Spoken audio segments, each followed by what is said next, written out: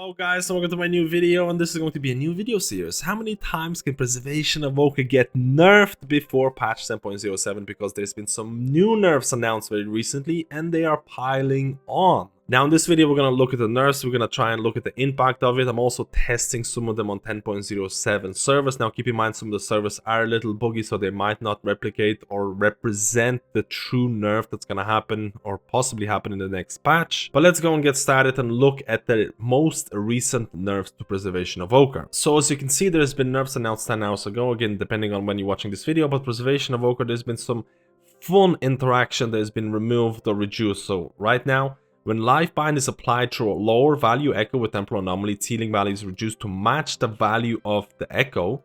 And the exact same concept, when golden hour is applied through a lower value echo with temporal anomaly, its healing value is reduced to match the value of echo. Now what does it mean if you're a new Preservation Evoker? What about these temporal anomaly echoes? How are they different? Let's go and have a look at the PTO server. So this is my Preservation Evoker on PTO right now. And again, if you're a new Preservation Evoker, there was some very interesting concepts with how temporal anomaly worked with, again, things like golden hour, things like life bind, because temporal anomaly is getting nerfed all over the place. Because recently Resonating Sphere, now it gives you 4 echoes, it used to give you 6, but you can see here temporal anomaly applies echoes at 30% effectiveness. Now if you have Time Lord, where echoes replicate 50% more healing, now 50% of 30, it's going to equate that your temporal anomaly is going to give you 45% effectiveness on your next non-echo heal.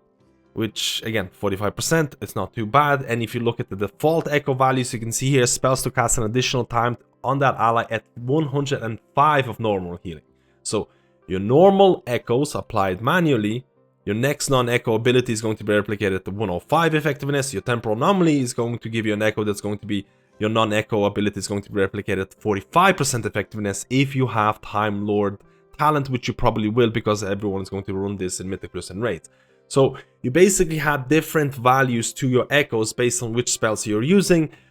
But before 10.07, abilities like Golden Hour, where reversion instant heals a target for 15% of the damage taken in the last 5 seconds, it did not care if it was being replicated from an echo that was cast from Temporal Anomaly or your normal echo. It would still replicate the full value of Golden Hour regardless of the power of echo. Cast Temporal Anomaly in raids, you get everyone with echoes, and then damage happens, you press reversion, and then everyone in the raid with echoes is going to get healed, which is really, really great. Think of your reversion a bit like Riptide in this sense. You're basically waiting for people to take damage, you press reversion, and that hot is also going to have a little heal on top of it. And it's also going to be replicated, which is also a really, really cool deal.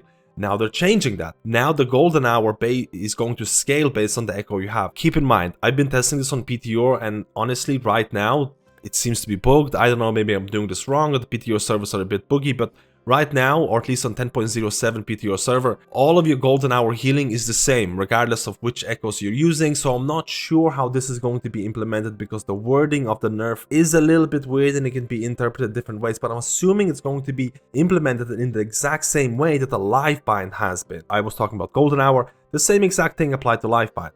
In raid situations, you apply your temporal anomaly, and your temporal anomaly would apply echoes, and then you would use Verdant Embrace, and then Verdant Embrace is going to apply things like life bind on all the people that are echoes.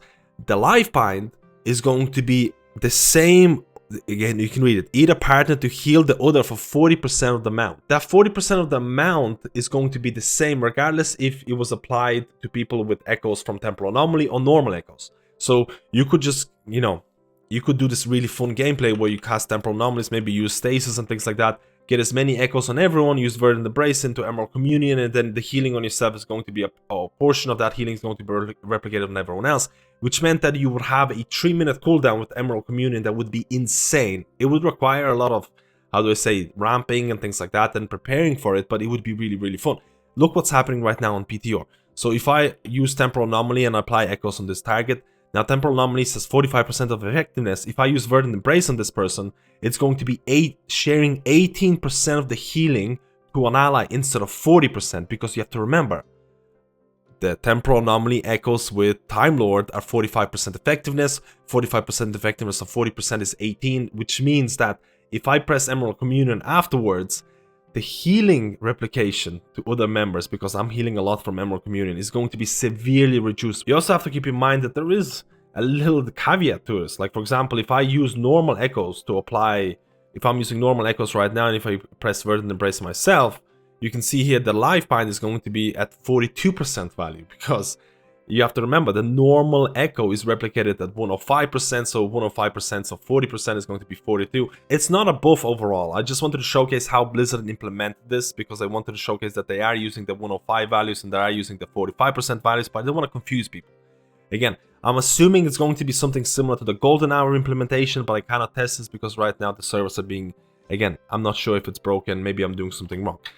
But you have to think about this. What are the implications of this nerf? How is this going to change Mythic Plus? How is this going to change raiding situations? In raid, I think overall, the overall nerfs for 10.07 are really, really severe. I think if you pile on all the changes that they're doing in terms of less echoes in general, in terms of temporal anomaly, less absorbs, now you don't have the same kind of capabilities of providing, you know, the healing from Golden Hour, because Golden Hour is not an irrelevant amount of healing both in raids and Mythic Plus. And then more importantly, the Emerald Communion ramps, which honestly made the class really fun for me, because I really enjoyed preparing for those Emerald Communion ramps, because it's not easy to prepare for these Emerald Communion ramps to have an optimal amount of healing, because you're trying to get echoes on as many people as possible, and sometimes you try to combine stasis, and you need to really kind of think, hey, how am I going to apply as many echoes as possible in order to have that Verdant Embrace, Lifebind, Emerald Communion ramp? With these changes, it's going to be, how do I say, you might be losing that 3-minute cooldown, or that really powerful 3-minute cooldown, because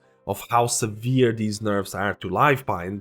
And then you might be doing less healing because of that Golden Hour. In terms of Mythic Plus, I do think that Temporal Anomaly in Mythic Plus is also going to lose a lot of value, because you have to think about this. If you're approaching a situation in terms of tyrannical bosses or maybe fortified bosses, and you're like, I'm gonna have to really pump healing here, you might think twice about putting Temporal Anomaly out and trying something like Verdant Embrace, Lifebind, Verdant Emerald Communion combo, because it's not going to heal enough, or maybe it won't heal enough because you need to pump heals. You might have to do a lot of more of that manual echo application in order to really get through a certain stage in that Mythic Plus dungeon. I still think Preservation Evoker is going to be a good raid healer, but I highly doubt that most people who swapped over to Evoker to be like 10-15% ahead of everyone else. That is no longer going to be the case in 10.07. I think there's going to be, how do I say, the gap is going to be severely bridged. I still think Preservation Evoker is going to be a very solid and good raid healer, but the gameplay in terms of how many echoes you can output, the gameplay in terms of Emerald Communion, that is all going to change, and I think it might make the class a lot more clunkier. I think a lot of people out there might be using Temporal Anomaly to apply echoes on as many people as possible, and then they use that for reversion. And again, applying reversion and fishing for your 4-set procs can be a thing, and also getting that grace period on people in order to improve your overall healing. So we'll have to see what's happening in 10.07 in terms of talents and things like that. Maybe people are going to revisit things like Nosdormu's teachings in the future. Maybe they're going to experiment with different builds. Again, a lot of people are still talking about maybe Emerald Blossoms is making a comeback. You have to remember that Emerald Blossoms is severely limited by people not stacking. I think there's a lot of fights where people are spread, and all of a sudden Emerald Blossoms might have a lot less impact. On top of the fact that your tier set bonus has very little interaction with Emerald Blossoms, I think there's going to be a lot of experimentation for Evokers when it comes to 10.07. I think there's going to be a lot of experimentation in terms of talents, in terms of builds.